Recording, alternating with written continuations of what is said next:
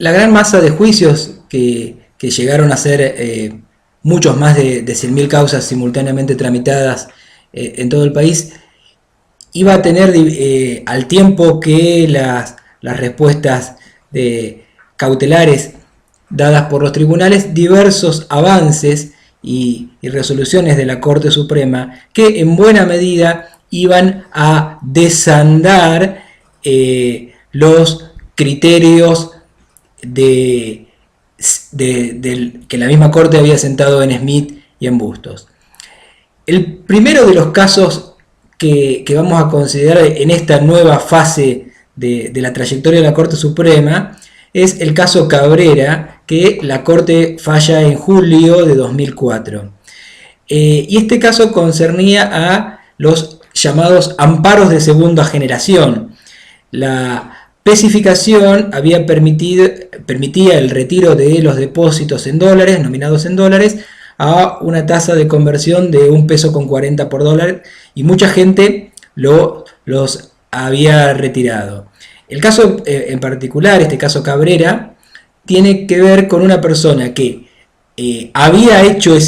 había optado por la posibilidad de retirar el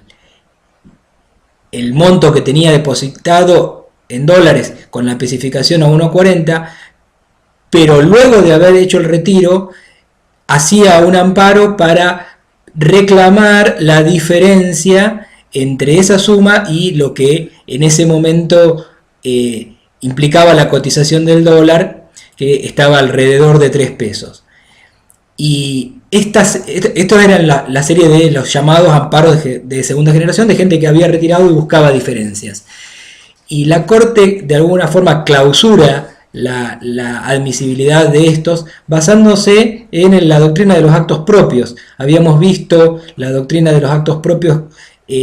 limitada en cierto sentido en el caso de Casiano Iribarren, donde había dicho que esencialmente se basaba a derechos patrimoniales. Acá existe un derecho patrimonial y aplican la doctrina del acatamiento voluntario, donde la Corte dice que el voluntario sometimiento sin expresas ni reservas a un régimen jurídico implica la imposibilidad de cuestionarlo ulteriormente. Consecuentemente, como en el caso Cabrera, aquellos que habían retirado el dinero con la especificación no podían hacer juicios ulteriores reclamando la diferencia. Este fallo marca una importante limitación, dado que de haber sido otro el resultado, una gran familia de juicios hubiera surgido más allá de la gran masa que se había originado esencialmente en los primeros periodos del año 2002, donde los ahorristas reclamaban la restitución en moneda original. Poco tiempo después, también en el año 2004, en octubre, la Corte hace el primer fallo en el cual cambia el criterio con respecto a la inconstitucionalidad dispuesta en el precedente San Luis. Esto ocurre en el caso Bustos. El caso Bustos tiene diversas fundamentaciones, no todas ellas concordes y no consistentes entre sí. Lo que podríamos considerar como mayoría de la Corte no hace referencia alguna al problema de delegación que había señalado, de exceso a la delegación que motivaba la inconstitucionalidad, que la Corte había especificado como fundamento de la inconstitucionalidad en San Luis, y aplica una suerte de principio de realidad económica, y dice que el recurrente, el ahorrista, no había probado que la posibilidad de la restitución de sus depósitos con la especificación a $1.40 por dólar más la aplicación de un coeficiente adicional determinado por la inflación, que era el coeficiente de estabilización de referencia, que con el tiempo transcurrido había implicado un interés adicional. Entonces, esta suerte de especificación con plus del ser, que en concreto terminaba con alrededor de, con una cifra superior a 2 pesos por cada dólar depositado. Dice que el recurrente no prueba que este mecanismo suponga una merma en la capacidad adquisitiva de su patrimonio. En el contexto de la crisis económica, efectivamente no toda la evolución de los precios había seguido la trayectoria ascendente del dólar, dado que no había habido ciertamente aumentos en la mayoría de los bienes de uso y de cambio, pero no todos ellos habían seguido atados al dólar, con lo cual, independientemente de la nominación original, en términos de la preservación de la sustancia del patrimonio, no había habido una merma en su capacidad, en su poder adquisitivo. Con este argumento, la Corte deja un poco resuelta o hace el primer precedente que busca resolver con la aplicación y la aceptación de este mecanismo la situación de las personas que tenían depósitos en moneda extranjera al momento de dictarse las normas de especificación. El fallo con todo no es concurrente porque existen, al menos en el voto de Zaffaroni, diversas consideraciones donde en función de del monto depositado se establecen distintas categorías. En concreto, la idea de Zaffaroni era que aquellos que tuvieran depósitos de hasta $70.000 tenían derecho a la restitución en moneda original. Este límite de $70.000 no surge de ninguna norma, es solamente un criterio prudencial y que aparece ahí en ese voto, y que de hecho fue seguido por muchos tribunales durante un tiempo, porque en verdad Bustos no terminaba sentando una doctrina clara. Es el primer paso como decíamos, para desandar el criterio de restitución en moneda original en San Luis, y es la primera insinuación de que la clave de comparación y de resolución del tema especificación debía darse no por la preservación de la moneda en nominación original, sino por la preservación de la sustancia del derecho, que sería la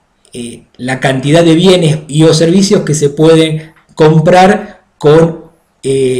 una cantidad de dinero específica, y poniendo de alguna forma la prueba de que eso no sería así a cargo de quien pretendía la restitución en moneda original. Ese primer paso de Bustos, como dijimos, en búsqueda de una solución pragmática, había dejado muchos cabos sueltos, muchas situaciones pendientes, y de hecho no existía y podía alegarse que no había existido una verdadera mayoría en la Corte, con lo cual el reclamo por retención y especificación de depósitos bancarios permaneció irresuelto luego del fallo Bustos. En línea con ese principio de realidad económica, finalmente la solución que encontraría la Corte quedaría cristalizada en diciembre de 2006 en el fallo Massa, del 27 de diciembre de 2006. Y en ese sentido la Corte se aprovecha de que en el tiempo transcurrido habían pasado dos cosas: cierta estabilización en el valor del dólar estadounidense, que era la moneda de referencia, que había permanecido en orden de los 3 pesos, y la evolución favorable para el eventual depositante de la cláusula de ajuste del coeficiente de estabilización de referencia. Con lo cual, el sistema de especificación podría permitir a un eventual ahorrista obtener una cantidad bastante similar o parecida a la necesaria para comprar con los pesos que se le atribuían la igual cantidad de dólares a la que tenía en sus depósitos originales. Y el criterio pragmático de Massa fue el de, como esta convergencia no era completa, hacer una suerte de reajuste en cuanto al periodo durante el cual se estaría liquidando el coeficiente de estabilización de referencia y elevar una tasa de interés que según la normativa de especificación era del 2% anual, elevarla al 4% y de esa forma, un poco artificialmente, se llegaba a una ecuación que permitía que las personas que habían obtenido depósitos en dólares se le devolvieran pesos, pero en una cantidad que era equivalente igual a la necesaria para comprar en dólares el monto de lo que originalmente habían depositado. En ese sentido ya no había agravio a su poder adquisitivo medido en términos incluso de la moneda originalmente pactada en el contrato. Acá directamente con estos reajustes en la fórmula, la Corte llega a una solución de compromiso en la cual evita por esta razón pronunciarse sobre los planteos de inconstitucionalidad, porque de última en su criterio no habría agravio, hubo sí una dilación en el tiempo que en línea con la jurisprudencia que hemos venido contando en varios casos, jurisprudencia tradicional de la Corte en el caso Abico con De la Pesa, es algo constitucionalmente admisible en contextos de emergencia, y con esta dilación temporal la Corte empieza a cerrar todas las el amplio elenco de causas de litigación masiva de ahorristas por depósitos bancarios en moneda extranjera que fueron especificados. De alguna forma, y con todas estas idas y vueltas, el sistema terminó proveyendo a los depositantes de una solución. Es cierto que la motivación tuvo todos estos vaivenes y estas inconsistencias que señalamos, pero la secuencia posterior al fallo Massa, que como dijimos es de diciembre de 2006, nos va a mostrar que fue de alguna forma consistentemente aplicado, y de hecho la Corte misma lo empieza a replicar en sentencias que son análogas, y al cabo de todo el año 2007 la gran mayoría de los casos van a estar teniendo, iniciados originariamente por los ahorristas en 2002, van a tener su resolución con esta fórmula modificada jurisprudencialmente por la Corte, y se va a ir disipando toda esta gran masa de litigios pendientes con respecto a esta situación. Paralelamente, no obstante, se había dado la crisis económica había tenido otras secuelas que concernían a deudas entre particulares, y en ese aspecto la Corte iba a tener también algunos pronunciamientos de los que vamos a dar cuenta. Más allá de las situaciones generadas por quienes tenían depósitos, un impacto fortísimo de la crisis de 2001 y el abandono de la convertibilidad se dio en el marco de conflictos entre acreedores y deudores, dado que la gran mayoría, prácticamente la totalidad de los préstamos, tanto préstamos bancarios como préstamos entre particulares, se había convenido en moneda extranjera. Entonces se suscitaba la tensión entre los acreedores que reclamaban la devolución de los préstamos en la moneda en que se había nominado el contrato, y los deudores que señalaban que sus ingresos en muchos casos no habían seguido el aumento de la divisa norteamericana, y por tal razón no estaban en condiciones de pagar, y que esta situación era imprevisible e inesperada. Naturalmente, esta situación generó extremas tensiones. Al mismo tiempo que había muchos reclamos de ahorristas, también había muchos reclamos de deudores hipotecarios. Y en este contexto, la política económica hizo una suerte de intervención programada por una ley del Congreso para crear un sistema de refinanciación hipotecaria que tenía muchas características, pero en lo sustancial establecía una pauta legal para que, en efecto, si no existía acuerdo entre deudores y deudores para refinanciar las deudas, se hiciera una suerte de distribución de las cargas en porcentajes del 30 y del 70%. Las deudas serían convertidas a pesos, pero el deudor debía cubrir el 30% de la diferencia entre la especificación 1 a 1 y el valor del dólar en el que se nominaban las deudas. Entonces, el impacto de la especificación, en virtud de esta pauta legal, se distribuía en esa proporción. 30% era la obligación que el deudor tenía para lo que tenía que pagar de más con respecto a la paridad 1 a 1, y el 70% de la diferencia era de algún modo absorbida por el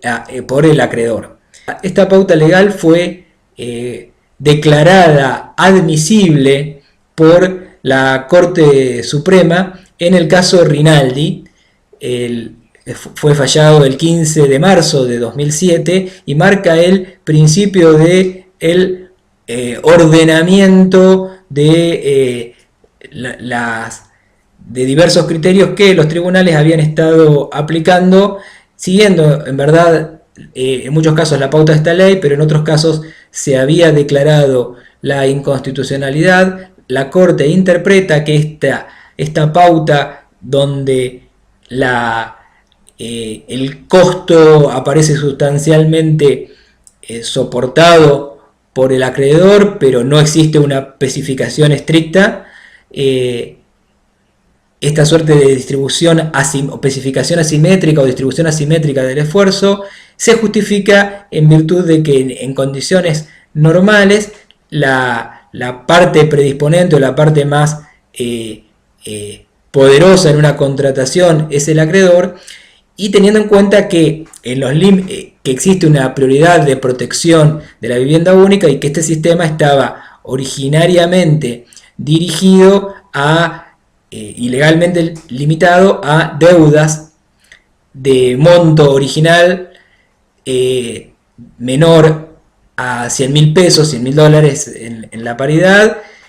y que estuvieran destinadas a la adquisición de viviendas. Esta es la razón por la cual la Corte entiende que el sistema, con este reordenamiento del impacto de la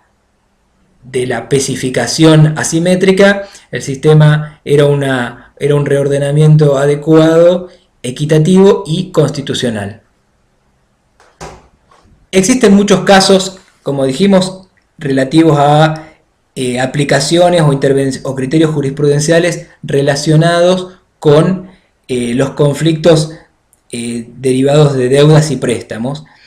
de los cuales vamos a referirnos a dos que también son de ese año 2007, en el cual la Corte prácticamente estuvo cerrando todos los conflictos jurisprudenciales abiertos, y uno de ellos tiene que ver con los casos de deudas que no habían sido con destino a compra o refacción de vivienda, pero que sí habían sido garantizados con hipotecas sobre una vivienda. Entonces, en estos casos también estaba, independientemente del destino, estaba en juego, por la posibilidad de ser ejecutada, el derecho de la garantía de la vivienda. Y en el caso Besi de septiembre de 2007, la Corte entendió que el parámetro de distribución de 30%, 70%, con 30% a cargo del deudor sobre la paridad 1 a 1, aplicable en principio para las deudas destinadas a adquisición o refacción de vivienda, también era aplicable a aquellas que estuvieran garantizadas con hipotecas sobre vivienda, independientemente de su destino.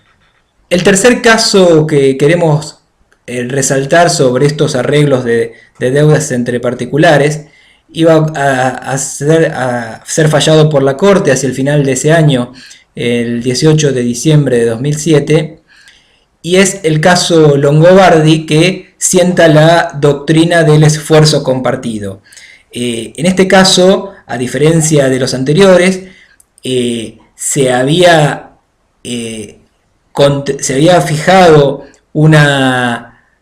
contraído un préstamo que no era destinado a vivienda única ni a su refacción, y que tampoco estaba garantizado con hipoteca sobre un inmueble destinado a vivienda. Se trataba de un instituto educativo que era de hecho un emprendimiento comercial privado, y consecuentemente no era aplicable o no estaba contemplado en el sistema de refinanciación hipotecario. Y la Corte lo que hace en este caso, que ya venían haciendo otros tribunales y de alguna forma ratifica esa solución, es aplicar la doctrina del esfuerzo compartido. Simplemente partir la diferencia entre la devolución en pesos, que sería la expectativa de máxima del deudor, y la devolución en dólares, que sería la moneda del contrato, y la expectativa de máxima del acreedor, es dividida por la mitad, y consecuentemente el deudor cumple pagando el monto en pesos más el 50% de la diferencia con la cotización del dólar. Esto es también una solución pragmática. Hay voto en disidencia. Por ejemplo, Lorenzetti dice: esto perjudica la seguridad jurídica, y acá no confluyen las razones humanitarias que podían existir en Besi o en Rinaldi, pero queda plasmado como un criterio que de hecho la Corte misma reconoce en su fallo. Este es un paso más hasta en la búsqueda de una solución homogeneizadora que unifique el criterio que van a estar aplicando otros tribunales. Existen muchos otros matices y situaciones diferenciales dentro de deudas entre particulares, pero la distinción entre casos Besi y Rinaldi con especificación asimétrica para deudas que tuvieran una garantía hipotecaria con destino de vivienda, y la distinción que hace